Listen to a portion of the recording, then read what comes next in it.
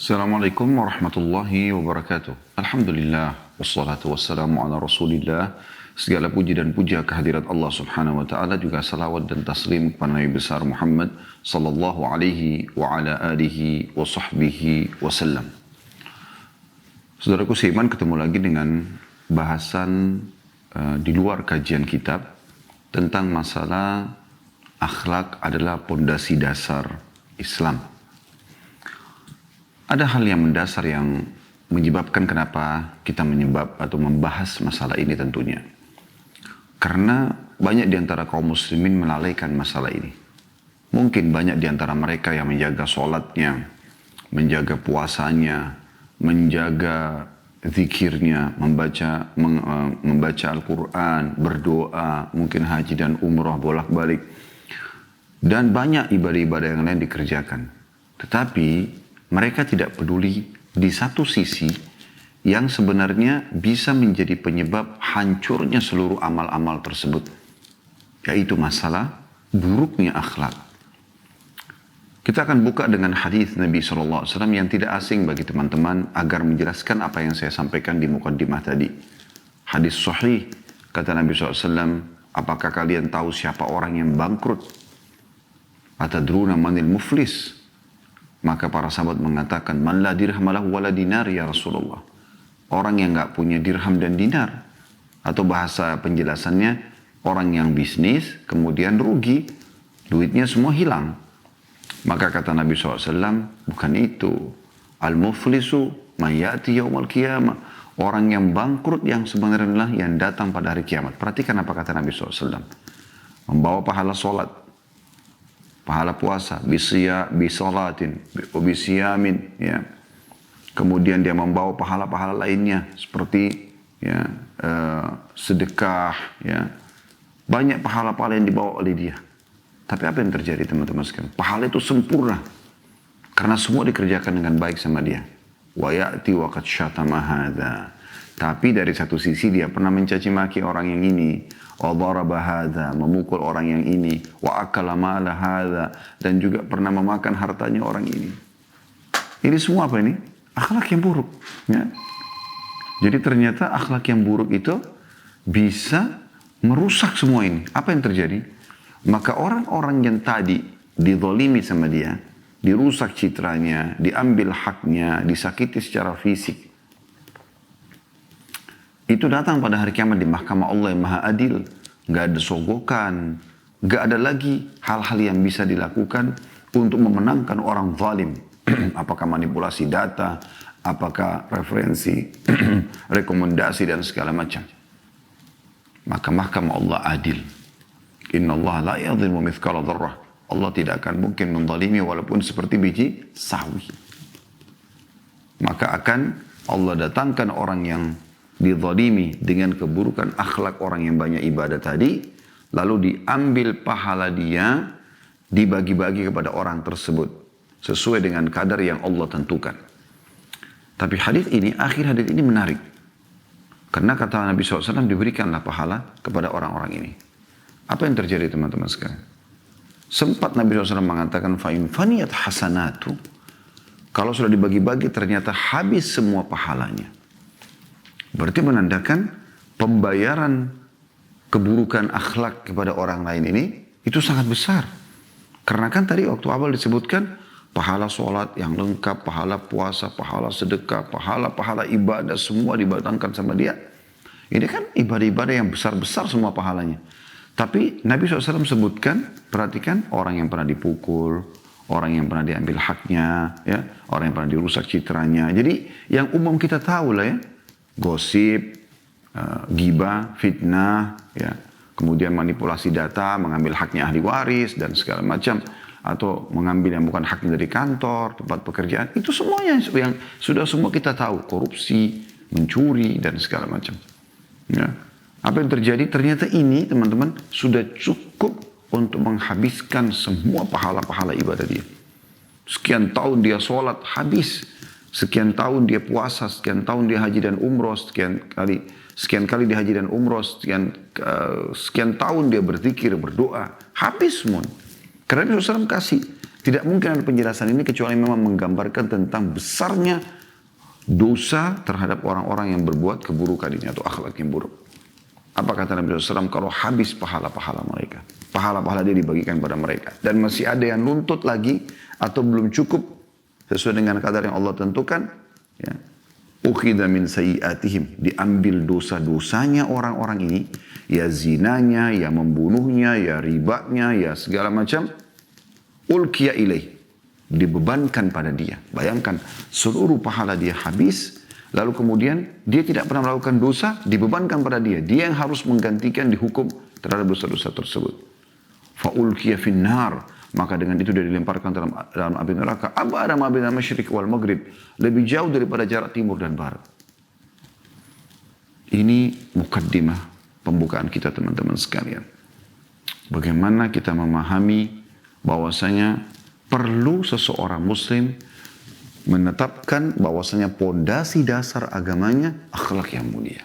Karena kapan akhlak buruk yang ada, maka akan hancur semua amal-amal kebaikan dia, diperebutkan oleh orang-orang yang dia nodai dengan akhlaknya yang buruk.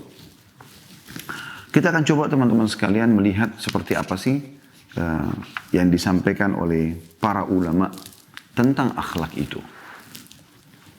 Akhlak, kata Syekh Abu Bakar Jazair rahimahullah dalam buku beliau Minhajul Muslim, adalah suatu bentuk atau karakter yang kuat di dalam jiwa, yang darinya muncul perbuatan yang bersifat, ya, berupa baik ataupun buruk, indah atau jelek, sesuai pembawaannya. Ia menerima pengaruh pendidikan yang baik ataupun yang buruk. Jadi karena itu, jadi misal orang itu ramah, santun, sopan, ya, dermawan, murah senyum, ya, suka berbagi, mendahulukan orang lain, apalah, ya, semua yang sudah kita tahu yang baik-baik ini dengan keutamanya dalam Islam sangat besar. Semua itu, teman-teman sekalian, ya, yang sangat baik sudah kita ketahui, itu yang akan membawa kita pada akhlak yang baik. Dan ini tentu butuh lingkungan yang sehat, ya. Kita temukan anak-anak yang ramah, yang pemalu. Kita temukan pasti di rumahnya orang tuanya seperti itu. Karena dia terbentuk dengan lingkungan yang dia lihat. Kita temukan sebaliknya, ya, orang yang kasar, yang keras, ya. Bahkan Nabi SAW memastikan ini adalah sifat ahli neraka. Orang yang suka keras, berkata kotor, ya. Anda kalau kembali ke kajian kami dosa-dosa besar, Imam Az-Zahabi rahimahullah menjelaskan salah satu bagian daripada dosa besar adalah ini, ya, akhlak yang buruk. Kemudian suka mencuri, memukul orang, jadi preman dan segala macam penjahat. Ini semua akan membawa ke dalam api neraka, gitu kan? Ini akhlak yang buruk. Ini juga terbentuk karena lingkungan. Karena lingkungan. Jadi bagaimana lingkungan, kalau anak-anak suka teriak-teriak, suka marah-marah, suka mukul, kita temukan orang tuanya seperti itu di rumah. Begitu juga kalau kita angkat lingkup lebih, itu kalau internal. Kalau eksternal, di lembaga pendidikannya. Oleh karena itu orang tua harus perhatikan lingkungan pendidikan mana yang sehat untuk anak-anaknya. Yang bukan hanya sekedar mengajarkan teori, tapi juga mengajarkan akhlak. Kita temukan teman-teman sekalian di sekolah-sekolah pendidikan umum di negara kita bicara misalnya. Pendidikan agamanya kan ada. Tapi karena tidak didukung dengan lingkungan yang sehat. Ya, saya pernah baca salah satu buku pendidikan agama yang dimiliki oleh ponakan saya di sekolah umum. Saya lihat kalau memang pendidiknya ini benar dalam menyampaikan, dalil-dalilnya sudah jelas, bab-babnya sudah jelas gitu kan, dan jam, ya, pendidikannya ditingkatkan, bukan cuma sepekan misalnya sejam atau 2 jam, tapi dia setiap hari harus ada sehingga bisa membentuk karakter murid atau siswa, maka itu sangat luar biasa sebenarnya. Tapi karena jamnya sedikit dan tidak dijadikan sebagai sebuah materi yang penting. Beda kalau tidak lulus pendidikan agama Islam yang mengajarkan akhlak dengan kalau tidak lulus matematika, biologi. Yang ini bisa tidak naik kelas, kalau ini bisa dibantu. Jadi seakan-akan tidak penting untuk belajar agama yang isinya adalah akhlak. Nah ini yang jadi masalah. Tapi kalau lingkungannya itu baik, sekolah pendidikannya baik, ya, dia sekolah yang Islam, mengajarkan adab dan akhlak, ya, bagaimana disiplin, bagaimana berderma dan segala macam. Itu akan membentuk ya teori yang dia pelajari secara agama dan juga praktek lapangan lingkungannya mendukungnya. Maka terus saya mengajak Bapak Ibu sekalian berhati-hati sekalian dalam mencari lembaga-lembaga pendidikan. Anda pun berhati-hati dalam bermuamalah di depan anak-anak. Ya. Tunjukkan akhlak yang mulia. Nanti akan kita sebutkan teman-teman sekalian. Apa sih kalau Anda bertanya yang saya dapatkan kalau saya berakhlak yang baik? Banyak sekali keutamaannya. Tinggi sekali derajat Anda di sisi Allah Subhanahu wa Ta'ala.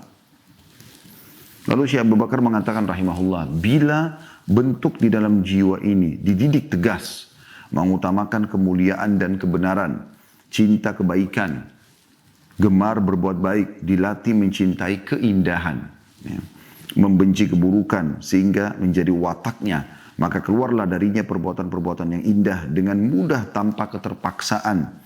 Indah inilah yang dimaksud dengan akhlak yang baik. Perbuatan indah yang keluar dari kekuatan jiwa tanpa keterpaksaan ini disebut akhlak yang baik.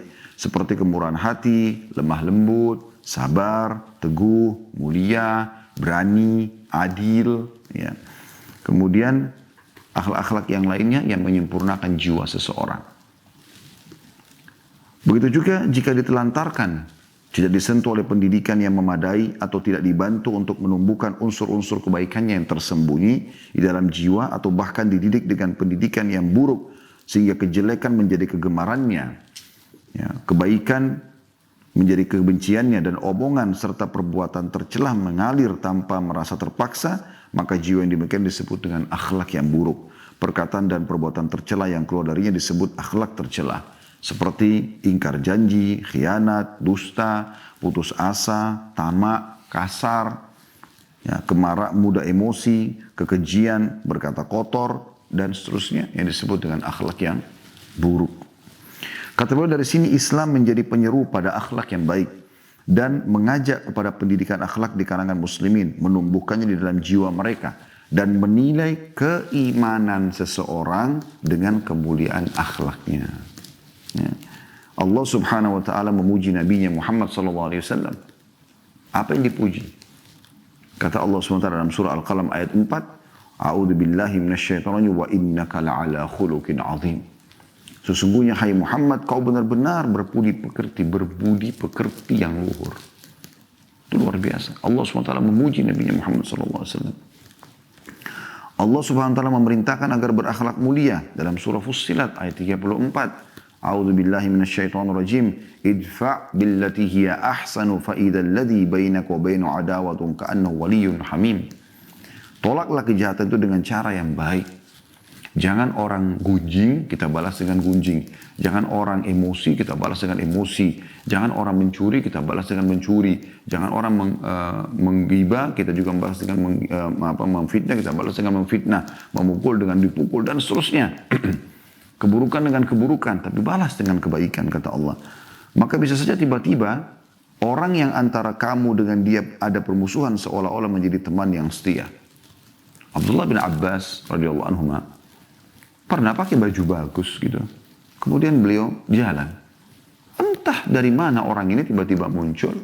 Lalu dia mengatakan, mentang-mentang kau adalah sepupunya Rasulullah SAW. Mentang-mentang, ya Allah, dicaci maki segala macam perkataan. Dan tidak dinukil semuanya dalam kisah ini ya. Tapi jelas dia mencaci maki. Abdullah bin Abbas diam sama sekali. Tidak menyaut. Enggak dibalas gitu. Ya. Dan ini akhlak seorang muslim. Tidak dibalas itu dengan keburukan-keburukan. Maka murid Abdullah bin Abbas di belakangnya sudah sangat marah, tapi Abdullah bin Abbas kasih isyarat supaya tenang. Setelah selesai, orang itu karena tidak dilayani, ya, orang-orang yang suka mencaci maki Anda, menggibah Anda, memfitnah, kalau Anda tidak layani, dia kehabisan bahan nanti. Dan Allah buat orang di sekitar kita, masyarakat sekitar kita bisa menilai, gitu kan? Oh ternyata orang ini, karena orang terus saja ngoceh, terus saja ceritakan berkata, tidak ditanggapin, pasti orang akan bertanya-tanya gitu. Ada apa sebenarnya dengan orang ini? Dan kenapa orang jadi mau tahu siapa orang yang sedang dari targetnya? Kalau mereka tidak temukan itu, selesaikan fitnahnya. Ini solusi terbaik sebenarnya gitu. Cuma banyak orang tidak menggunakan teori ini. Saya pun coba terapkan itu teman-teman. Hasilnya luar biasa gitu. Saya nggak perlu melayani orang yang gibah, orang yang fitnah, orang yang mencari-cari kesalahan. Tak perlu. Orang Orang akan menilai sendiri nanti. Mereka akan kuar-kuar sana sini. Nanti orang akan melihat, oh ternyata tidak seperti itu ya. Karena kita temukan begini dan begitu. Kan akan seperti itu. Dan saya tidak perlu mengeluarkan energi khusus untuk membalas itu. Gak perlu.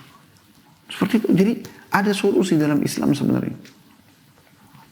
Nah banyak orang teman-teman tidak memahami masalah ini. Sehingga mereka terjerumus dalam balas dendam dan segala macam. Harusnya kita balas dengan hal-hal yang lebih baik daripada itu. Lebih santun, lebih ramah. Ya. Tentu kita tidak bicara teman-teman sekalian lingkup kalau misalnya ada orang penjahat tiba-tiba menyerang kita. Jangan bilang, oh saya mau berakhlak yang baik maka saya tidak mau bela diri. Tidak, termasuk tadi disebutkan oleh Syekh Abu Bakar Jazayahullah sifat akhlak mulia adalah berani. Orang mukmin kalau dia sedang ditindas ya dia melawan. Tapi dia tidak ikuti dengan kezaliman. Perhatikan bagaimana metode baginda Nabi SAW mengajarkan tentang masalah jihad. Ya. Nabi SAW ingatkan. Ingat kalian berperang karena Allah. Mengejar surga Allah SWT. Mengejar pahala. Jangan bunuh wanita. Jangan bunuh anak-anak. Jangan bunuh orang tua. Jangan bunuh orang menyerah. Jangan rusak fasilitas umum. Jadi jangan membakar. Jangan menebang pohon-pohon. Jadi pasukan muslimin dari dulu terkenal. Mereka kalau masuk, nggak ada mutilasi. Asal yang betul-betul jihad, yang nggak ada mutilasi. Nggak ada membakar musuh. Bahkan Nabi SAW pada saat masuk di Mekah, dengan 12.000 pasukan, ya tiba-tiba pada hari itu memasuki kota Mekah tanpa ada persiapan dari masyarakat Mekah yang tadinya mayoritas penduduknya menyiksa Nabi SAW, mencaci maki kaum muslimin. Sampai Nabi SAW hijrah ke Madinah.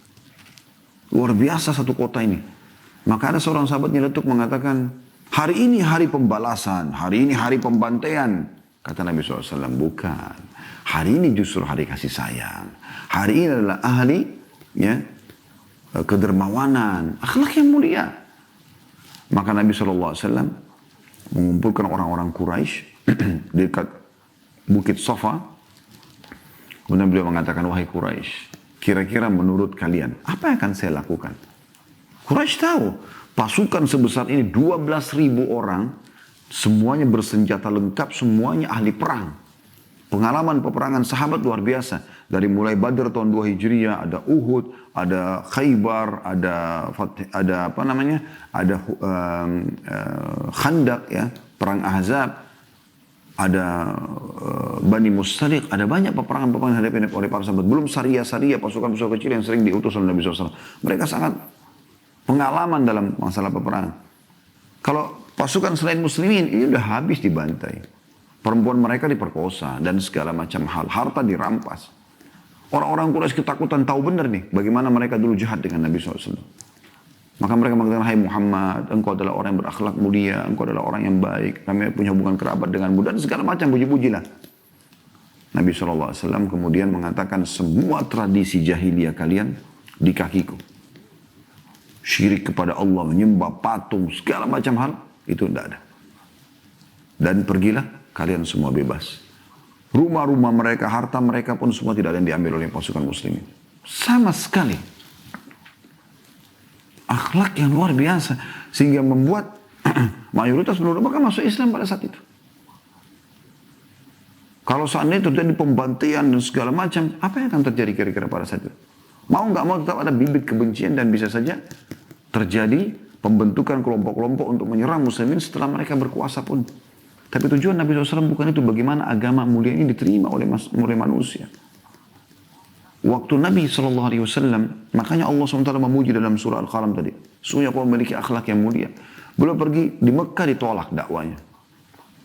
Lalu itu beliau cari kota yang terdekat mana, ada kota Taif. Beliau pergi ke kota Taif, berdakwah. Apa yang terjadi? Ditolak. Kisah yang cukup panjang, Anda bisa kembali kajian Sirah Nabawi kami di playlist YouTube, insya Allah ada. Dakwah ke kota Taif. Beliau masuk ditolak. Tidak cukup di situ, bukan cuma sekedar ditolak. Pemimpin-pemimpin kota Taif itu ada 3 orang ya. Mereka bersaudara semuanya, menyuruh masyarakatnya melempari batu Nabi SAW. Dan cara lempar batunya unik. Bukan asal lempar. Maka diperintahkan melemparkan batu di kaki yang sedang diangkat. Jadi Nabi SAW kalau ngangkat kaki kanan itu yang dilempari oleh masyarakat. Bayangkan sekian banyak orang melemparkan batu. Begitu sakitnya. Batu kecil aja sudah sakit luar biasa. Jadi kalau diturunkan, ya, dalam kondisi sudah kesakitan, yang kiri diangkat, dilempari lagi yang kiri itu. Sampai Nabi SAW keluar dalam kondisi berdarah, keringatan, letih, diusir, ditutup itu gerbang kota Taif. Beliau sementara mau pulang ke Mekah, antara Mekah sama Taif. Beliau tidak tahu harus berbuat apa. Beliau mengatakan, wahai Tuhanku, kemanakah engkau akan arahkan hidupku? Tidak marah sama Allah. Tetap dia membahasakan dengan santun sebagai seorang hamba. Ya Allah, kemanakah engkau akan arahkan hidupku? Kepada sebuah masa depan yang belum jelaskah? Maksudnya aku belum tahu aku harus buat apa. Atau musuh yang akan menyakitiku. Tapi ya Allah, kalau seandainya semua ini ya, membuatmu ridho, aku tidak akan pernah peduli. Pokoknya aku akan jalani. Mau susah, mau senang, pokoknya aku akan jalani. Pada saat itu tiba-tiba baginda Nabi SAW mendengar suara dari atas kepala beliau, pintu langit terbuka. Ini hadis yang sahih. Ya. Kemudian turunlah malaikat Jibril AS dan mengatakan, hai Muhammad, Tuhanmu ya, mengirimkan salam kepadamu dan mengetahui apa yang kau mau lakukan. Tahu ini semua, bukan tidak diketahui, kau disiksa, kau diusir, tahu semua ini. Dan sekarang bersamaku Allah utus malaikat penjaga gunung-gunung di muka bumi. Yang urus gunung-gunung dia ini. Ya, dia meletusin, dia hancurin, dia tata, dia segala macam, dia yang urus nih. Tinggal kau perintahkan. Allah mengizinkan kau memerintahkan. Malaikat gunung itu mengatakan, aku adalah utusan Tuhan wahai Muhammad. Kalau engkau mau, aku bisa menyatukan gunung-gunung di kota-kota ini, maka hancurlah mereka. Mekah hilang, Taif hilang, habis ceritanya. Gunungnya jadi satu prak, hancur semuanya. Nabi SAW, bayangkan teman-teman orang dari posisi beliau. Di Mekah hampir setiap hari dicaci maki. Siapapun muslimin, boleh ditemukan, kalau ditemukan jalan boleh dipukul, boleh dirampas hartanya. Tidak ada hukuman bagi mereka. Ya. Nabi SAW pernah sholat di depan Ka'bah, tuangin kotoran unta, bau kotor. Lagi sholat, lagi sujud. Nabi SAW pernah lagi sujud, diinjak batang leher beliau SAW dengan tokoh-tokoh Quraisy. Begitu banyak sekali yang mereka berusaha menghina, mencaci maki, mengusir. Julukan-julukan penyihir, penyamun, pembohong, segala macam melekat pada Nabi SAW. Kemudian beliau ke Taif lagi dilempar sama batu. Cuma 2 tempat ini beliau yang sekarang bisa lewatin. Beliau pergi ke Taif jalan kaki teman-teman. Sekarang kita kalau naik bus, naik mobil, 1 jam baru sampai ke Taif. Karena sudah ada jalan yang dibuat jalan raya yang bagus. Kalau dulu sebelumnya mungkin bisa 2-3 jam. Kalau masih jalan-jalan yang sebelumnya. Ya sekarang sudah ada jalan baru dibuat kayak jalan tol, poros bagus. Tapi bukan tol ya, tidak bayar mereka. Kalau zaman dulu sebelumnya ada kuda, berapa lama mereka jalan? Mungkin bisa 4-5 hari. Oh jalan kaki berapa? Nabi SAW jalan kaki pada saat itu. Habis itu dia usir keringatan. Apa kata Nabi SAW? Tidak. Akhlak telah terbentuk dalam jiwa Nabi SAW. Tidak. Aku malah berharap keluar dari keturunan mereka orang-orang yang beriman kepada Allah.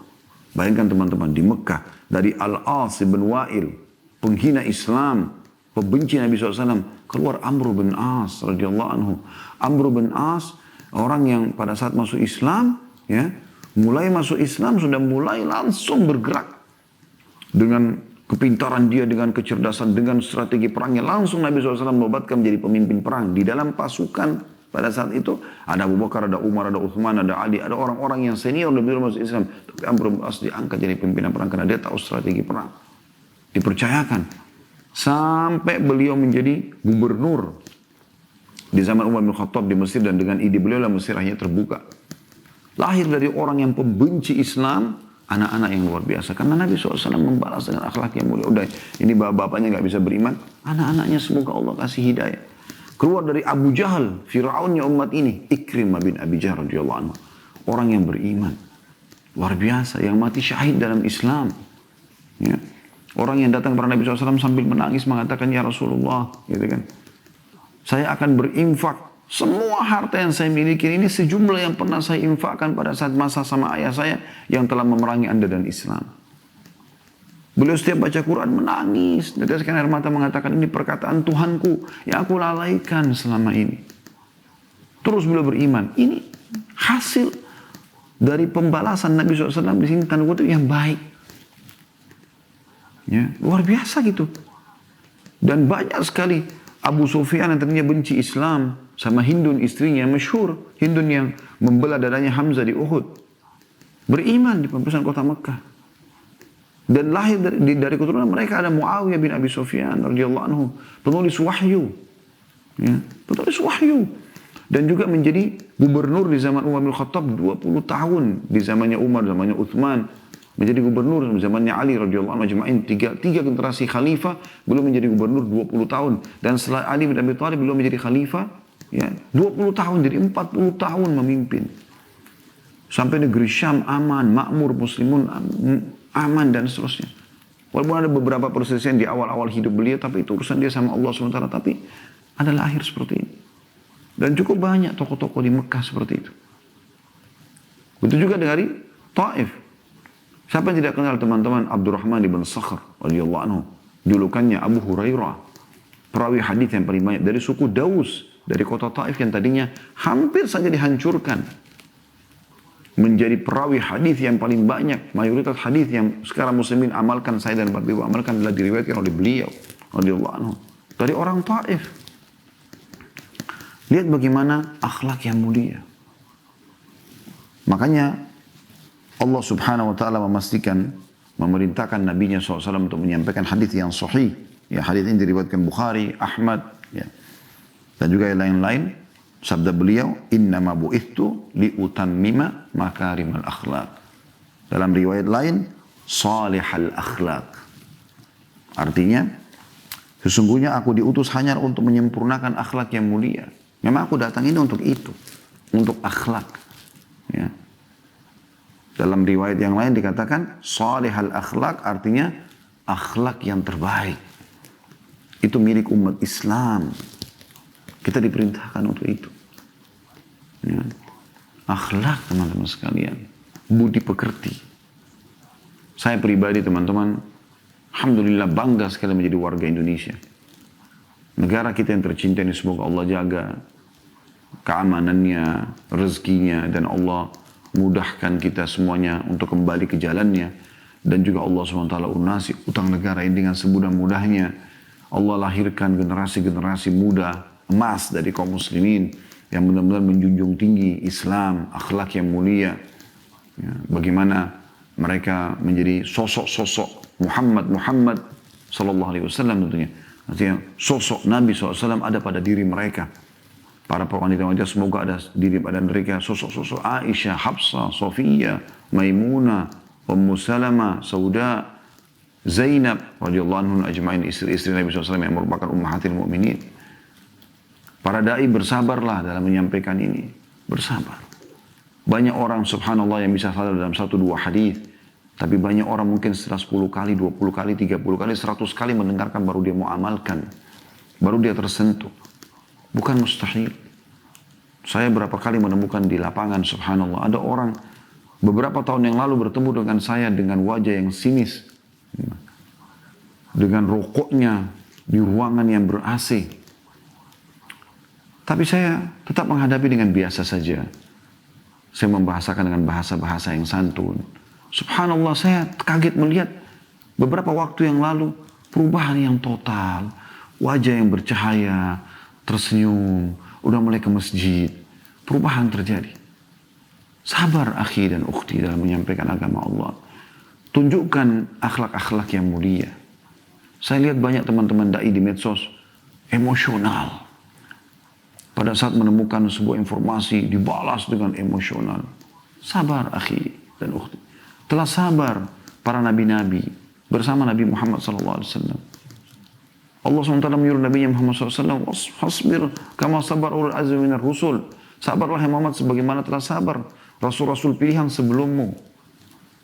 Bagaimana Nabi Ibrahim, Nabi Nuh, ya, Nabi Musa, Nabi Isa semuanya ulul azm, nabi-nabi pilihan bersabar. Sabarlah hai Muhammad, suruh juga umatmu untuk bersabar. Sabar tentu bukan duduk manis, lu sudah ada, bukan. Sabar, bagaimana seseorang menerima keputusan Allah, lalu ikhtiar. Tetap kita ikhtiar. Tapi ikhtiar kita bukan menunjukkan keburukan akhlak. Bukan melontarkan kata-kata buruk. Bukan dengan wajah yang seram. Bukan dengan balasan kekuatan tangan. Tidak, akhi dan ukhti. Kita punya doa, doa menembus dada-dada manusia. Doa bisa mengubah orang bodoh menjadi pintar, orang jahat menjadi orang soleh, ya. Orang kafir menjadi orang beriman, bisa mengubah. Orang pelit menjadi dermawan, berubah semuanya. Banyak sekali saya temukan orang-orang seperti ini. Sampai ada yang datang khusus minta maaf, mengatakan, Ustaz, maafin saya dulu membenci antum, saya dulu menggibah antum, saya dulu memfitnah, saya dulu gini. Saya bilang Allah sudah maafkan, selesai, saya maafkan, silahkan. Sekarang saatnya menjadi baik. Itu yang baginda Nabi SAW ajarkan kepada kita. Bagaimana kita targetnya orang menjadi baik. Walaupun dia melalui proses. Dia melalui proses. Ya, kecuali ada orang memang yang sudah kita nasihatin, sudah kita luruskan. Tidak mau dengar juga, ya sudah urusan dia dengan Allah Subhanahu Wa Taala. Dan kita boleh membatasi jarak kita. Dari nasihatnya tidak mau dengar, tetap ngotot dengan kesalahannya, ya sudah. Itu berarti memang dia memilih jalannya sendiri. Oleh itu teman-teman sekalian, jadilah seorang yang baik. Kalau kita baik teman-teman, subhanallah, akhlak yang baik itu berpengaruh pada wajah, ya, pada seluruh anggota tubuh kita. Kesehatan tubuh, ya, berpengaruh semua. Akhlak yang buruk itu berpengaruh. Suka emosional, semuanya orang salah depan mata dia. Selalu hatinya iri, dengki. Habis semuanya diri jiwanya, jadi banyak penyakit. Tapi orang yang luas, mudahkan urusan, santun, senyum, menghadapi semua dengan tenang, hidupnya akan tenang, akan aman. Ya. Hidupnya juga akan nyaman, dia tidak terlalu terpengaruh. Orang juga yang suka mengganggu dia, oh kalau si fulan gak berpengaruh, percuma kita ganggu dia. Seperti itu teman-teman sekalian. Ya. Baik, untuk lebih memotivasi kita teman-teman sekalian supaya kita mau berakhlak yang mulia. Bagi para orang tua di rumah, tunjukkan akhlak yang baik. Ya. Karena walaupun amal ibadah Anda sedikit, ya, maka otomatis akhlak ini memiliki timbangan yang berat, ya, nilai yang berat di timbangan amal hari kiamat. Bahkan Anda bisa mencapai derajat orang-orang yang berpuasa, orang yang sholat malam dengan ini. Bagi para pendidik di sekolah, didik dengan akhlak yang baik. Targetkan teman-teman. Saya cuma berbagi saja. Saya coba berusaha pada saat saya menyampaikan ceramah misal. Bagaimana target saya orang-orang di depan ini bisa menjadi amal jariah buat saya. Coba niatkan begitu teman-teman sekalian. Supaya kita dalam menyampaikan itu benar-benar ingin supaya mereka mendapatkan hidayah. Ingin supaya orang-orang ini nanti beribadah lalu kita dapat pahalanya. Coba itu niatnya. Bukan karena ada gaji yang dikasih, bukan karena bonus, bukan karena mau menunjukkan kalau kita hebat sehingga riak. Ada urusannya sama itu, terlalu konyol kalau itu saja. Anda guru-guru di sekolah niatnya itu, sayang sekali. Sayang sekali. Saya bertemu dengan beberapa mahasiswa yang pernah saya ajar ya, di kampus. Waktu saya masih aktif di kampus beberapa tahun yang lalu. Sekarang Masya Allah mereka sudah banyak yang menjadi da'i. Mungkin saya bertemu dengan mereka, mereka masih menyebutkan, kami masih terus mengingat Ustaz nasihat antum di kelas. Karena saya kalau masuk ke kelas saya bilang, tolong berikan kepada saya contoh-contoh yang bisa menyentuh keimanan. Apa sih kira-kira contohnya? Walaupun contohnya itu secara umum dalam pelajaran-pelajaran mungkin. Walaupun hanya mengajarkan pada satu bahasa Arab, kaidah-kaidah bahasa Arab misalnya. Kemudian kita minta contoh itu. Ya. Datangkan sentuh. Saya ingat betul ada seorang guru dulu, dosen kami. Subhanallah beliau berasal dari Asia, tapi bukan asli Saudi, cuma beliau warga negara dan ngajar kami dulu S1. Kalau beliau masuk kelas itu beliau sering mengatakan, ya, bayangkan teman-teman pengaruhnya beliau mungkin tidak tahu kalau sampai kami jadi dai atau murid-murid yang lain juga jadi dai.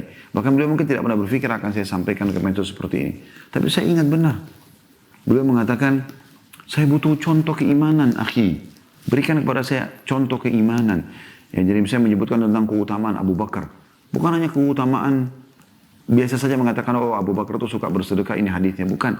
Sisi keimanannya apa? Supaya pada saat disampaikan tentang kisah itu, riwayat itu, orang mau mengerjakan. Teman-teman sekalian, jadikan kekeliruan dan kesalahan orang depan kita sebagai ajang pahala buat kita. Bayangkan teman-teman kalau suami jadikan target istrinya yang memiliki akhlak yang buruk sebagai ajang amal soleh dia. Bagaimana dia membantu mengeluarkan pasangannya dari kesalahan itu. Bagaimana kalau seorang istri menjadikan kekeliruan dan kekurangan suaminya sebagai target untuk dia bisa menjadi amal jariah. Saya bertemu banyak sekali model-model seperti ini pada saat umroh, pada saat haji, pada saat selepas taklim, tabligh akbar atau taklim, mereka buat pengakuan-pengakuan.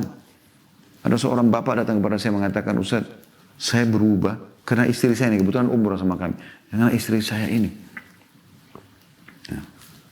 Istri saya ini sabar menghadapi saya.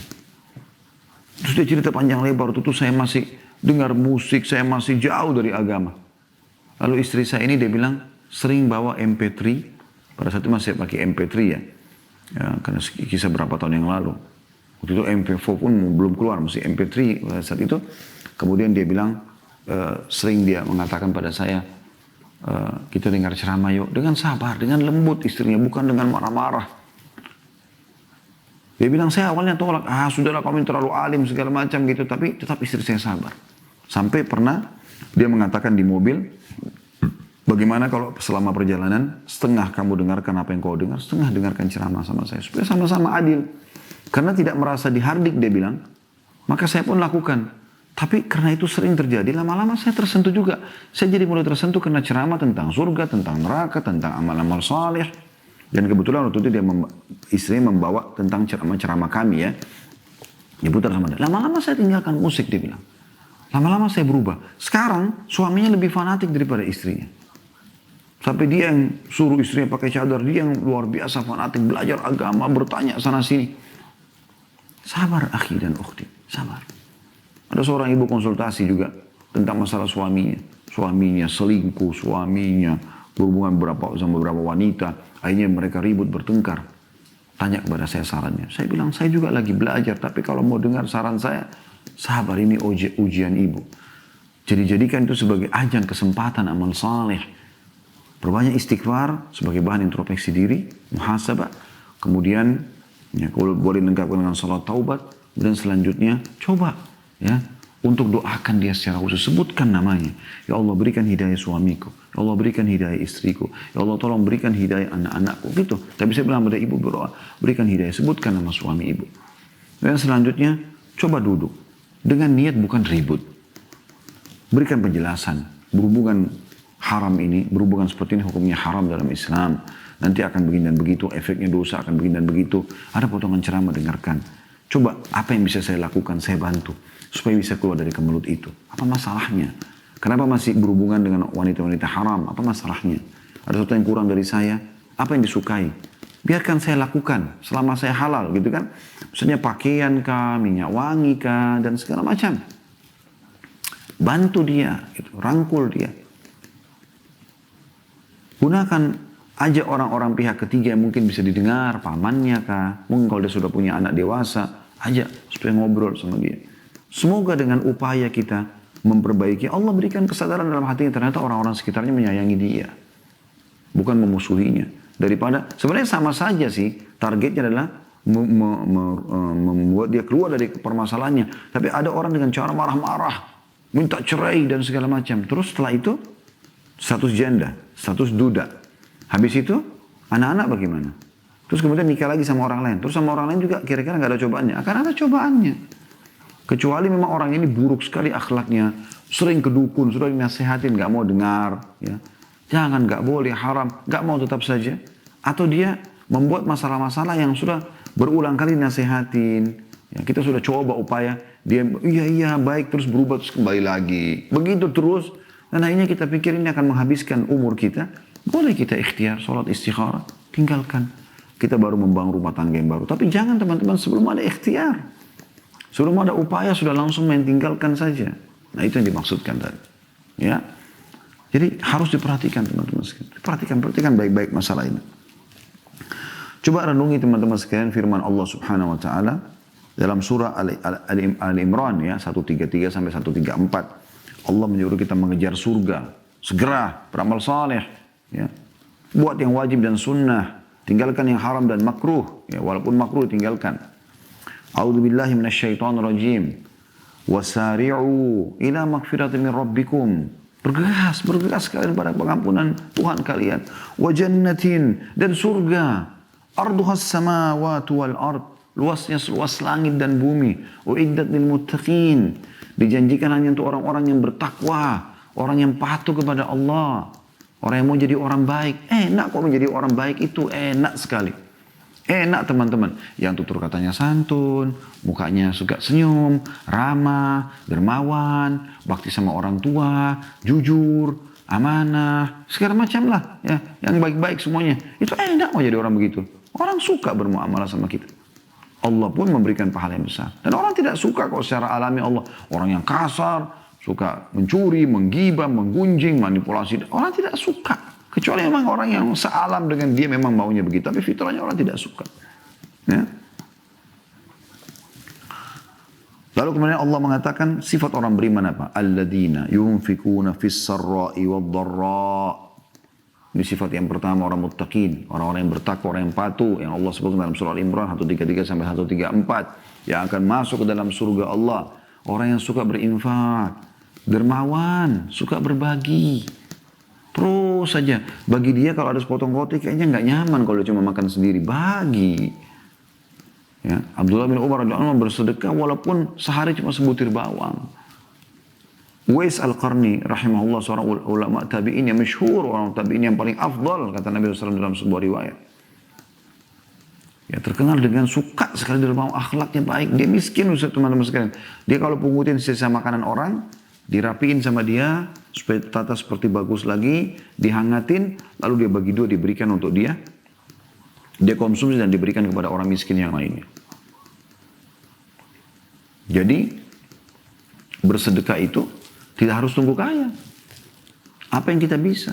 Bahkan sedekah itu, kata Nabi SAW, la tahkiruna minal ma'rufi syai', jangan kalian pelit dengan melakukan satu perbuatan baik.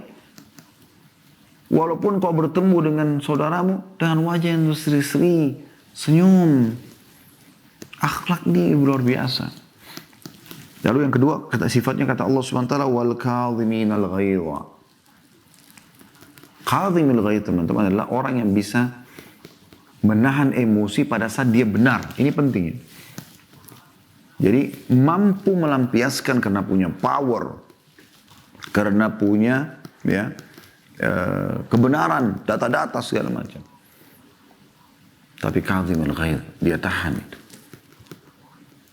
Dinukil sebuah kisah, ada seseorang budak pada saat itu, kebetulan dia orang beriman juga, majikannya orang beriman. Waktu masih ada masa perbudakan di generasi-generasi awal-awal Islam dan juga manusia umumnya.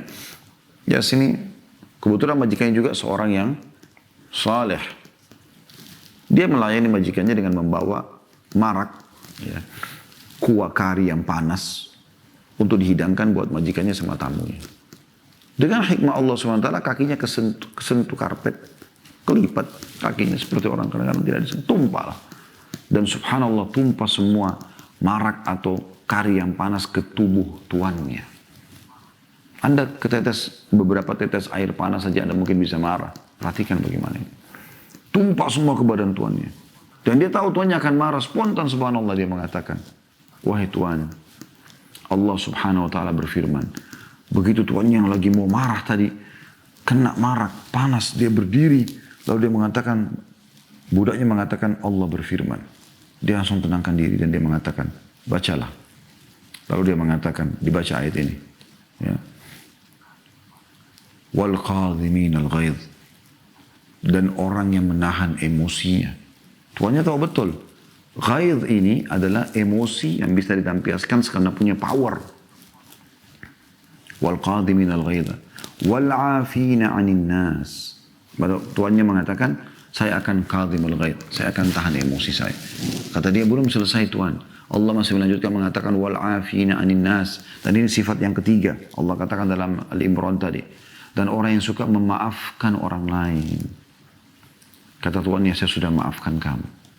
Kemudian dia mengatakan, belum selesai Tuhan. Allah mengatakan, wallahu yuhibbul muhsinin. Dan Allah suka dengan orang yang berbuat kebaikan. Maka kata tuannya, pergilah, kau telah bebas dari keterbudakanmu. Subhanallah, kita lihat akhlak yang mulia bisa bahkan mereda emosi yang sangat besar. telah terbentuk keimanan dalam hatinya dengan akhlak yang mulia itu. Ya.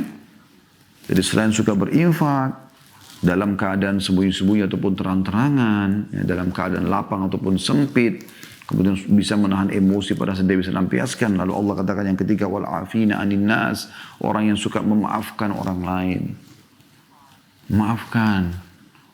Terus yang keempat, Allah yuhibbul muhsin, dan Allah suka dengan orang yang berbuat kebaikan. Semua kebaikan dan kebaikan yang dipandang baik oleh Allah SWT itu dalam syariat agamanya Islam, maka itu adalah perbuatan-perbuatan yang baik dinamakan. Dan suka dengan berbuat kebaikan itu. Cinta dengan kebaikan. Gelisah kalau dalam satu hari ada kegiatan kebaikan yang dia terluputkan. Itu teman-teman sekalian. Ya.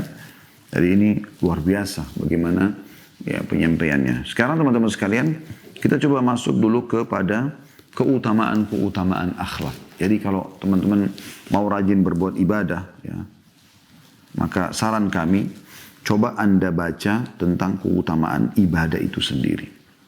Dibaca tentang keutamaan ibadah. Misalnya Anda mau sholat malam, Anda baca tentang keutamaan sholat malam.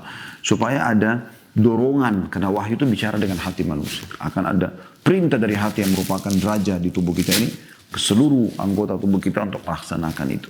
Jadi makanya niat dalam hati. Kalau Anda niat mau puasa, maka seperti ada perintah ke tubuh kita semua untuk menerima puasa itu. Ya. Kita mau sholat malam, seperti ada perintah. Kita mau apa saja, seperti ada perintah untuk bergerak mengerjakan semua itu. Begitu juga kalau teman-teman ya, mau meninggalkan sebuah perbuatan yang buruk, baca ancamannya. Anda masih riba, baca tentang ancaman riba. Diapakan seorang riba itu? Mencuri, gunjing, fitnah. Ya. Baik teman-teman, kita coba melihat apa sih yang Anda dapat, apa yang kita dapatkan kalau kita berakhlak yang baik, akhlak yang mulia. Ya. Yang pertama teman-teman sekalian, orang yang berakhlak yang baik ini mendapatkan predikat dalam Islam manusia terbaik. Sebagaimana Nabi SAW bersabda, dan hadis ini diriwayatkan oleh Bukhari Muslim, ya, inna min khiyarikum ahasinukum akhlaqa. Sesungguhnya sebaik-baik kalian yang paling layak dijadikan pasangan hidup, sahabat, partner bisnis, guru, ya, murid, tetangga, pemimpin, masyarakat adalah yang paling baik akhlaknya. Itu jadi tolok ukurnya, ya. Juga sabda Nabi SAW, al-birru husnul khuluq. Dalam hadis riwayat Muslim. Sebenarnya kebaikan itu semua ada pada akhlak yang mulia. Pokoknya begitu orang itu santun, ramah, derma, udah orang ini baik, selesai. Asal dia tulus mengerjakan, dinilai dari situ. Ya. Kemudian yang kedua teman-teman sekalian, Anda bisa dapatkan, selain Anda dapat predikat manusia terbaik ya, dengan akhlak ini. Makanya Nabi Muhammad SAW dapat julukan manusia terbaik. Karena Allah bilang tadi dalam surah Al-Qalam, wa innaka la'ala khuluqin azim. Karena akhlaknya yang luar biasa. Yang kedua, orang yang memiliki akhlak yang mulia ini akan mendapatkan kedudukan yang sangat tinggi, itu paling dicintai oleh Nabi SAW. Perhatikan hadisnya. Kata Nabi SAW, inna min ahabbikum ilayya wa akrabikum minni majlisan yawmal qiyamati ahasinakum akhlaqa. Sesungguhnya orang yang paling aku cintai, la ilaha illallah. Teman-teman sekalian, kalau Anda dicintai oleh seseorang yang Anda idolakan, guru kah, murid kah, keluarga kah, orang tua kah, siapa saja. Bagaimana bangganya teman-teman kalau kita dicintai. Karena orang kalau cinta itu berarti ada loyalitas. Ada loyalitas dan ada royalitas. Udah loyal, mendahulukan kita dalam segala hal, royal, berbagi dengan hartanya dan segala macam. Bagaimana kalau baginda Nabi SAW mencintai kita? Apa kata Nabi SAW? Ini perhatikan dulu baik-baik dengan keimanan teman-teman. Dengan hati Anda. Kata Nabi SAW, sesungguhnya orang yang paling aku cintai di antara kalian. Kita nggak hidup bersama dengan Nabi SAW. Kalau kita hidup bersama dengan Nabi SAW, kita masih bisa sering datang ke rumah beliau, membantu beliau, melayani beliau, apalah setia. Sehingga kita bisa raih cinta Nabi SAW. Tapi ternyata Allah SWT dengan kemahamurahannya memberikan kita kesempatan untuk bisa mendapatkan cinta Nabi SAW walaupun kita tidak hidup sezaman. Apa kata Nabi SAW? Sesungguhnya orang yang paling aku cintai di antara kalian wahai muslimin. Dan yang paling dekat kedudukannya denganku pada hari kiamat. La ilaha illallah. Ini luar biasa. Yang paling dekat nanti di mahsyar. Yang paling dekat di haud tempat minumnya telaga Nabi SAW. Yang paling dekat di surga nanti derajatnya dengan para nabi-nabi terutama Nabi Muhammad SAW. Siapa mereka ya Rasulullah? Kata Nabi SAW adalah orang yang paling baik akhlaknya di antara kalian. Hadis ini sahih diriwayatkan oleh Bukhari. Ini luar biasa teman-teman. Ini harusnya bisa menggetarkan hati orang-orang beriman. Ya. Kalau memang ini adalah hadiah dari Allah SWT buat kita. Tentunya juga diriwayatkan oleh Tirmidzi hadis ini. Ya. Kemudian yang ketiga teman-teman sekalian. Akhlak yang mulia ini akan membawa kita pada tingkat iman tertinggi. Jadi sangat mudah sekali kita untuk meraih tingkat keimanan kepada Allah SWT yang tertinggi. Jadi iman ini kalau sudah tinggi sekali akan memudahkan kita untuk mengamalkan semua ibadah. Secara otomatis. Ternyata yang menyampaikan kita pada level iman tertinggi itu adalah akhlak yang mulia. Jadi dengan akhlak kita bisa raih keimanan. Jadi sangat mudah kita untuk sampai pada level keimanan. Jadi iman itu bertambah dengan ketaatan, berkurang dengan kemaksiatan. Dan kalau dia sudah sangat tinggi levelnya, kita sangat peka teman-teman sekalian. Kata Nabi SAW, orang mukmin itu kalau dia melakukan satu dosa kecil, dia akan merasakan seperti gunung yang besar di punggungnya. Sehingga dia merasa bersalah dengan Allah, dia taubat, dia berusaha memperbaiki dan seterusnya. Imam Bukhari rahimahullah pernah memanah, latihan panah di halaman rumahnya. Sempat anak panahnya kena pagar tetangganya secuil sedikit. Beliau tadinya janjian sama teman-temannya mau berburu sama-sama. Apa yang terjadi? Beliau pun panggil pembantunya di rumah. Ya, waktu zaman itu disilakan dengan gulam, pembantu laki-laki. Dia mengatakan, wahai gulam pergilah ke rumah tetangga itu. Pergi kepada teman-teman saya dulu, katakan kalau hari ini saya batal untuk berburu bersama mereka. Dan pergilah kepada tetangga, tanyakan bagaimana solusinya atau berapa kira-kira nilai pagar yang tercuri itu saya ingin gantikan. Maka si gulam ini pun pembantunya pergi menyampaikan kepada teman-teman Imam Bukhari kalau beliau tidak jadi berburu hari itu karena ketakutan luar biasa sudah melakukan kesalahan cuma menyuir sedikit karena kena anak panah kayunya pagarnya tetangga atau pagar kayunya tetangga. Maka yang terjadi teman-teman sekalian, pembantunya pun pergi ke tetangga lalu menyampaikan, kata tetangganya, jangankan pagar saya, rumah saya pun saya siap berikan kepada Bukhari. Waktu pembantunya pulang menyampaikan kepada Imam Bukhari bahwasanya tetangga sudah memaafkan, Imam Bukhari sujud syukur kepada Allah SWT, beliau bersedekah. Kok bisa? Karena tahu orang ini tidak jadi musuhnya pada hari kiamat. Berapa kali teman-teman sekalian kita keluar dari masjid injak sendalnya orang, kita jalan lagi hujan, percikan air ke orang terserah nggak mau tahu. Ya. Apalah kesalahan-kesalahan yang banyak kita lakukan, Allah musta'an. Semoga Allah maafkan saya dan Bapak Ibu sekalian kalau ada kesalahan-kesalahan yang kita lakukan sengaja atau tidak sengaja. Ya. Ini perlu diperhatikan teman-teman sekalian. Jadi dia bisa menyampaikan pada tingkat keimanan yang tinggi. Kalau orang berakhlak yang mulia. Hadis ini tentu sudah kita sebutkan tadi. Diriwayatkan Tirmidzi. Atau saya bacakan hadisnya dulu. Kata Nabi SAW, akmalul mu'minina imanan ahsanuhum akhlaqa wa khiyarukum linisa'ihim. Hadis ini riwayat Tirmidzi dan beliau mengatakan sahih. Ya. Nomor 2018. Ya, hadis sebelumnya tadi diriwayatkan oleh Bukhari ya. Tentang masalah keimanan. Yang artinya hadis ini adalah yang paling sempurna keimanan seseorang mukmin adalah yang paling baik akhlaknya. Dan sebaik-baik kalian adalah yang paling baik terhadap istri-istrinya. Ini merupakan teman-teman sekalian ya, hadis yang mulia sekali. Jadi untuk mencapai level keimanan ya, yang tertinggi sehingga Anda terdongkrak untuk selalu mau beramal saleh itu dengan akhlak yang mulia. Jadi mudah sekali dia terima. Bisa bermakna juga berarti orang yang sulit menerima perintah agama karena dasarnya akhlaknya buruk. Dan Nabi SAW memberikan kata kunci orang itu dianggap akhlaknya baik adalah bagaimana dia bermuamalah dengan istrinya. Orang yang sudah berumah tangga tahu masalah ini.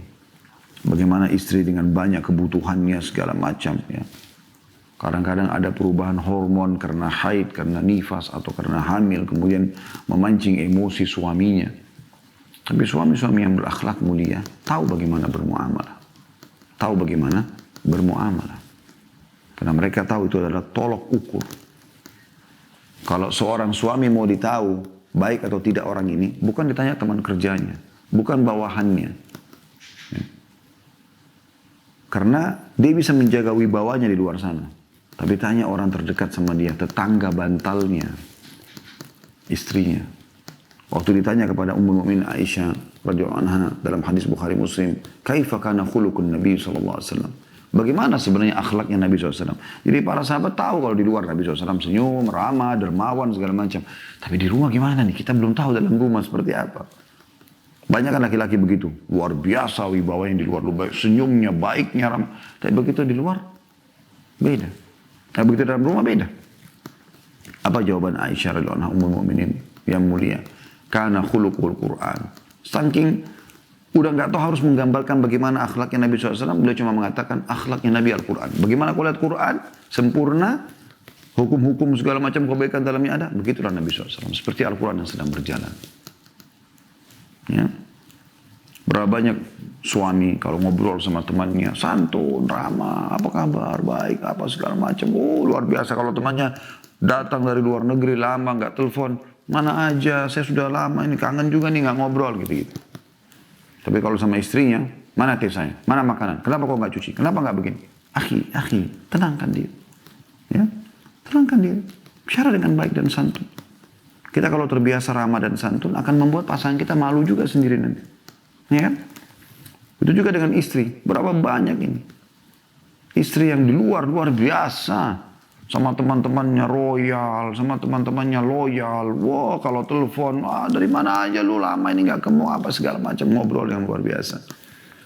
Ngobrol sampai 1 jam pun gak ada masalah. Begitu sama suami. Jutek, ya. Kasar. Bahkan yang unik kadang-kadang ada sebagian istri semua Allah berikan daya minta uang bulanan. Tapi seperti preman. Ingat ya besok tanggal 1. Padahal mau minta hasil keringatnya orang. Ukhti muslimah. Jaga akhlak yang baik. Ini amal yang besar di sisi Allah Subhanahu wa taala. Setelah salam baik-baik, ya. Panggil apa saja dia dengan panggilan yang sayang, yang santun, yang menghormati. Afwan, di rumah makanan sudah persiapan sudah habis atau menipis. Mudah-mudahan nanti Allah berikan rezeki, bisa dimudahkan memberikan kami nafkah. Besok sudah masuk tanggalnya, kami cuma ingatkan bisa. Gitu kan? Saya pernah temukan istri saya, subhanallah, saya sendiri malu pada saat itu. Jadi saya biasa memberikan di awal bulan, subhanallah dengan kesibukan bukan disengaja, Allah lebih tahu. Saya lupa satu hari, pernah. Terus saya lihat pas saya pulang ke rumah, ya, makanan yang ada tidak seperti biasa. Kemudian saya tanya, kenapa makanannya nggak seperti biasa? Benar-benar saya lupa gitu. Dia hanya senyum saja. Kuasa Ar-Rahman, kuasa Allah yang zat maha pengasih, saya tiba-tiba teringat. Oh ini tanggal 1 ya. Dia nggak bilang, ya sudah tanggal 1 pasti dong begini, misal. Atau apa, nggak ada sama sekali. Dengan senyum aja, saya udah tahu. Oh iya, maafin saya telat. Langsung saya transferkan pada saat itu. Subhanallah, beda sekali dengan orang yang kasar, yang luar biasa gitu, nggak mau tahu akhlak. Ini rusak sekali. Islam datang dengan akhlak yang mulia. Akhlak yang baik, yang santun, ramah. Begitu juga teman-teman sekalian, bisa dari sini orang-orang terdekatnya, ya. Jadi kadang-kadang saya bilang itu ada istri begitu ya, kasar segala macam. Jadi kalau sama suaminya nggak baik, ini tidak baik. Juga orang-orang terdekat seperti pembantu, supir mungkin ya. Pembantu mungkin paling tahu dengan majikan perempuannya. Makanya waktu Aisyah radhiyallahu anha dituduh berzina dengan Safwan, maka apa yang terjadi? Ya. Nabi SAW ajak Ali bin Abi Thalib dan Zubair bin Awam untuk diskusi. Kira-kira seperti apa nih? Karena wahyu terputus pada saat itu. Belum turun. Sekian lama wahyu tidak turun. Biasanya ada kasus langsung turun wahyu memberikan jawaban. Allah SWT sedang menguji pada saat itu. Kisah ifk yang masyhur. Fitnah tentang Aisyah berzina sama Safwan. Padahal itu tidak benar. Allah jelaskan dalam surah An-Nur pembebasan keduanya radhiyallahu anhuma. Dan akan ditilawakan oleh orang beriman sampai hari kiamat. Bahkan para da'i-da'i yang peduli dengan ini menyampaikan dalam khutbah-khutbah Jumat mereka. Ya. Yang jelas, pada saat itu, Nabi SAW tanya, kata Ali, ya Rasulullah, orang yang paling kenal Aisyah, pembantunya. Lebih baik kita tanya, benar gak ini Aisyah gelagatnya seperti ini? Maka dipanggil pembantu mengatakan, saya tidak pernah melihat kecuali kebaikan. Dan satu-satunya yang saya anggap kesalahan saja pada saat itu adalah, pernah, karena pembantunya lebih tua dari Aisyah, pernah saya buat adonan roti untuk makanan di rumah untuk Nabi SAW dan Aisyah. Kemudian saya mengatakan, wahai Aisyah, bisa nggak jagain sebentar adonan ini? Saya ada hajat. Beliau pergi ke kamar kecil pada saat itu ya, mau keluar menyelesaikan hajatnya. Kemudian dia bilang, saya kembali, rupanya Aisyah tertidur dan adonan itu dimakan oleh kambing. Ya. Itu saja, yang lain tidak ada. Itu karena ketiduran, bukan disengaja gitu. Yang lain tidak ada. Mustahil Aisyah itu sampai mau berhubungan sama wanita segala laki-laki maksudnya sembarangan gitu. Makanya Nabi SAW pada saat membela istrinya mengatakan dalam di atas mimbar, kenapa ada orang yang menyakitiku di keluargaku? Istriku maksudnya. Tapi beliau tidak sebutkan nama Aisyah. Padahal aku tahu, aku tidak pernah tahu kecuali dia adalah wanita yang baik. Dan juga tentang sahabatku, maksudnya Safwan, tapi beliau juga tidak sebutkan namanya, radhiyallahu anhu ajma'in. Dan tidak pernah masuk ke rumahku kecuali bersama. Gak pernah dia sendirian masuk, nyelonong ketemu Aisyah, gak pernah. Begitu luar biasanya akhlak di kalangan orang-orang saleh. Ya, mulianya mereka.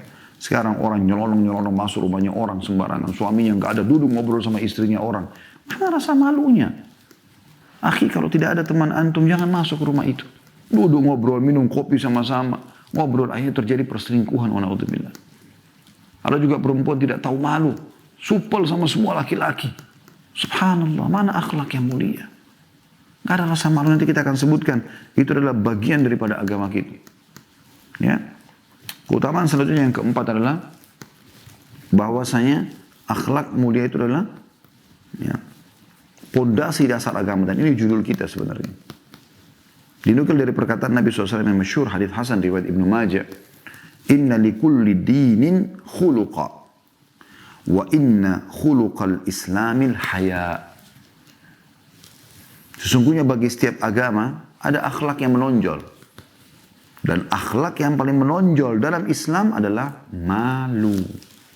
Malu. Malu kepada Allah sehingga tidak berbuat maksiat. Malu kepada manusia sehingga tidak mengambil hak-hak mereka. Tidak menonjolkan pelanggaran kemaksiatan di hadapan mereka. Ada orang tidak ada malunya, subhanallah. Ya. Dia bukan cuma berbuat dosa sembunyi-sembunyi, di depan orang pun tidak ada rasa malu. Sudah begitu dengan pembelaan-pembelaan ini kan saya melakukan terserah saya dong. La haula wa la quwata illa billah. Makanya Nabi SAW mengatakan, "Idza lam tastahi fasna ma syi'ta." Fasna ma syi'ta. Kalau kau sudah tidak malu lagi, buatlah sesukamu. Malu, Islam kaum muslimin malu. Kenapa wanita kita disuruh pakai jilbab? Malu memperlihatkan aurat itu. Karena Allah SWT larang. Malu. Malu untuk ngobrol berduaan sama laki-laki. Malu untuk melakukan pelanggaran. Laki-lakinya malu untuk sembarangan ngomong sama orang. Bahkan laki-laki muslim punya simbol sendiri. Kalau ada perempuan di hadapannya, maaf permisi, pamit jalan. Gitu kan? Tadi saya bilang, saya sangat bangga menjadi warga negara Indonesia. Subhanallah, belum saya ceritakan ya. Saya cuma mengatakan semoga Allah mendoakan negara kita aman, tentram. Karena teman-teman, terlepas daripada adanya kekurangan dan kita masih butuh terus pembenahan. Tapi dibandingkan secara global dengan negara-negara yang lain, kita dikenal memiliki akhlak yang baik, teman-teman. Menjadi buah bibir di Timur Tengah, di Saudi terutama, kalau jemaah haji Indonesia itu adalah jemaah yang paling santun. Disuruh antri, iya. Ya. Kebanyakan mereka kenal dengan akhlak-akhlak yang baik. Suaranya tidak terlalu. Walaupun sebenarnya mereka tidak tahu seperti apa keadaan kita. Tapi secara global kelihatan. Beda dengan orang Afrika yang mungkin suka teriak-teriak dan segala macam. Karena di antara kita yang buruk akhlak. Tapi secara umum. Dan ini kita punya etika yang sangat baik di Indonesia teman-teman. Malu ini sebenarnya ada ya. Kami tahu di Sulawesi Selatan karena kami dari sana ya. Ada nenek kami dari Bugis. Subhanallah. Tradisi siri. Malu itu ada. Malu untuk melakukan perbuatan dosa. Malu. Merusak nama keluarga. Malu merusak citranya sendiri. Mungkin teman-teman juga di Jawa ada. Saya yakin ada sendiri. Karena kan ada sifat-sifat yang malu ya. Nah, saya dapatkan begitu informasi teman-teman di Jawa. Masya Allah. Menjaga sifat malu. Kenapa nggak ditradisikan ini? Kenapa kita teman-teman sekarang terpengaruh merusak modal terbaik kita ini yang mahal ini. Dengan mencontohi orang-orang non-muslim dari barat. Yang biasa menceritakan dalam sinetron film mereka, bahkan mengucapkan kata-kata binatang, kata-kata yang ini dan itu, bahkan mencaci dirinya sendiri di nyanyian mereka, di sifat-sifat seharian mereka gitu. Ya. Bahkan sering digambarkan dalam film-film mereka. Pemimpin mereka pun mengucapkan kata-kata yang tidak baik. Ya. Dan ini jauh dari kaum muslimin. Jangan ikuti teman-teman sekalian. Mereka terbiasa melakukan kemaksiatan di kereta api, di mobil, di terang-terangan, di mall. Mulai anak-anak muda kita meninggalkan rasa malu kita. Kemudian mulai melakukan perbuatan. Kenapa ini? Kenapa wahai generasi muda Islam yang Anda contohkan bukan Abu Bakar, Umar, Uthman, Ali. Bukan Hafsah, Aisyah, Sauda, Nusaybah binti Ka'ab dan yang lainnya. Kenapa bukan mereka radhiyallahu anhum? Kenapa bukan yang sudah jelas-jelas hidup mendampingi baginda Nabi SAW. Generasi emas umat ini. Kenapa bukan mereka? Kenapa justru penyanyi fulan, orang yang memamerkan auratnya sana sini dan segala macam. Kenapa mereka? Sehingga ini menjadi watak kita karena sering kita ikut-ikutan mengidolakan mereka. Kenapa ini? Kenapa bukan sibuk anak-anak muda kita sekarang menyebarkan dakwah? Kenapa malah ikut nyanyi-nyanyi, joget-joget di depan medsos? Kenapa bukan akhlak yang mulia kita tunjukkan? Kenapa kita nggak menjadikan orang lain sebab sekarang medsosnya terbuka sekali. Kenapa kita tidak lakukan channel-channel yang ada ini supaya bisa menjadi penyebab hidayah? Bukan mustahil orang-orang non-muslim walaupun tidak mengerti bahasa kita. Mungkin kita bisa mengerti bahasa mereka atau kita pakai bahasa standar yang internasional kayak bahasa Inggris. Bisa justru menarik mereka kepada agama. Bukan malah kita gombalin orang, bukan malah kita gangguin orang, bukan malah segala macam gitu. Menunjukkan akhlak yang mulia, bahkan menjadi contoh yang buruk. Ya. Yang bisa menjadi dosa jariah buat dia. La haula wa la quwata illa billah. Malu teman-teman sekalian. Kita punya sifat malu. Ini satu hal yang luar biasa gitu. Yang harus kita jaga. Ya. Bagaimana kita punya tradisi Indonesia malu lewat di depannya orang yang dituakan. Dengan mendahulukan mereka. Atau kita kadang-kadang sedikit ya mengalah. Itu satu hal yang baik sekali. Yang kelima, akhlak mulia akan mengantarkan ke derajat yang sangat tinggi di akhirat nanti. Ini yang luar biasa teman-teman. Dengarkan hadisnya. Kata Nabi SAW, Innal mu'mina la yudriku bi husni khuluqi darajata as-sa'imil qa'im. Sesungguhnya dengan akhlak yang mulia seorang muslim akan sampai pada derajat orang-orang yang mengerjakan puasa dan sholat malam. Hadis riwayat Abu Daud, Ibn Hibban dan disahihkan oleh Syekh Albani. Ini luar biasa ini teman-teman sekalian. Kita bisa meraih itu. Derajat orang-orang yang sibuk dengan ibadah, dengan akhlak kita yang mulia. Dengan santun, dengan ramah. Itu ibadah sendiri. Perhatikan apa kata Nabi SAW untuk melengkapkan bahasan masalah ini. Maksudnya hadis tadi yang baru saya sampaikan adalah hadis yang mulia. Kata Nabi SAW, ya, Ma min syai'in yudha'u fil mizani athkalu min husnil khuluq. Wa inna sahiba husnil khuluqi la yabulughu bihi darajata sahibis sawmi was salat. Tidak ada sesuatu pun yang lebih berat timbangannya di hari kiamat, timbangan amal dari amal baik, dari akhlak yang mulia. Ketika diletakkan di atas timbangan amal, dan sungguh pemilik akhlak mulia akan mencapai derajat orang-orang yang mengerjakan puasa dan sholat. Riwayat Abu Daud dan Tirmidzi dan juga disahihkan oleh Syekh Albani. Ya. Di dalam riwayat yang lain, hadits yang diriwayatkan oleh Tirmidzi juga, ya. Ma min syai'in fil mizani athqalu min husnil khuluq. Tidak ada sesuatu yang lebih berat di timbangan amal dibandingkan akhlak yang baik. Ini luar biasa teman-teman sekalian. Yang keenam, akhlak yang mulia ini menyampaikan kita pada derajat tertinggi di surga. Jadi bukan hanya sekedar meloloskan kita dari timbangan amal hari kiamat. Jadi senyum Anda dengan muslim, santun, ramah, mendahulukan orang lain. Semua ini teman-teman pahala. Semua itu pahala. Ya. Seperti Anda mengerjakan sholat, Anda mengerjakan puasa, maka ini juga pahala. Dan juga akan menyampaikan kita pada derajat tertinggi di surga. Perhatikan sabda Nabi SAW. Ana za'imu baitin fi rotbil jannah liman tarakal mira'a wa in kana muhiqqa. Artinya, aku penjamin terhadap istana di surga yang paling bawah.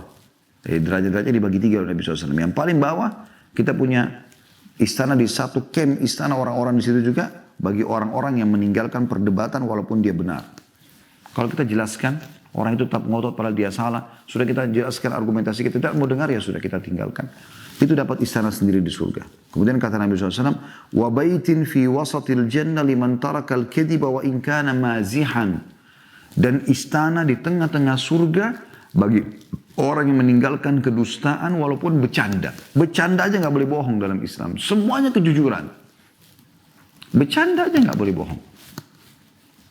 Dengan Anda lakukan itu, Anda akan dapat satu istana di camp di situ, ada satu kayak ya komplek tanda kutip ya di sini. Di surga itu yang Allah SWT berikan untuk orang berbuat ini, orang berbuat. Karena nanti ada orang puasa, ada orang sholat, ada segala. Orang kan bisa. Waktu Nabi SAW menjelaskan ada pintu surga, gerbang masuk sana, ada camp istana untuk orang yang puasa. Ada orang yang sholat, ada orang yang jihad. Lalu kata Abu Bakar radhiyallahu anhu, ya Rasulullah, apakah ada orang yang bisa punya masuk di semua situ, punya istana-istana di sini semua, semua jenis ibadah itu bisa punya istana? Kata Nabi SAW, iya, dan aku berharap kamu salah satunya. Karena semuanya dikerjakan oleh beliau radhiyallahu anhu. Dan yang terakhir kata Nabi SAW, wa baitin fi a'lal jannah liman hasuna khuluquhu atau khuluqahu, ya. Ya, liman hasuna khuluqahu. Dan istana di tempat tertinggi surga bagi orang yang bagus akhlaknya. Ini luar biasa ini. La ilaha illallah. Semoga Allah berikan kepada kita tingkat tertinggi di surga. Dan juga dia paling banyak membawa orang bawa ke surga. Sebagaimana sabda Nabi SAW. Saya ini juga derajat di surga ya. Hadis yang masyhur. Hadis yang disebutkan oleh Tirmidzi nomor 2004 dan dihasankan oleh beliau. Yang kata Nabi SAW. Atadruna ma aktsaru yudkhilun nasul jannah. Apakah kalian tahu sesuatu apa yang paling banyak membawa orang masuk ke dalam surga? Para sahabat terdiam mendengarkan, ingin mengetahui dari Nabi SAW. Beliau mengatakan, taqwallah wa husnul khuluq. Bertakwa kepada Allah, patuh, semua perintah Allah dikerjakan, semua larangan ditinggalkan, dan husnul khuluq. Akhlak yang mulia. Dua ini, patuh kepada Allah dan akhlak harus dikuasai. Mengingat teman-teman, dari awal saya bahasakan, jangan cuma sibuk dengan patuh pada Allah, sholat, puasa, tapi rusak akhlaknya. Nabi SAW menggabungkan keduanya.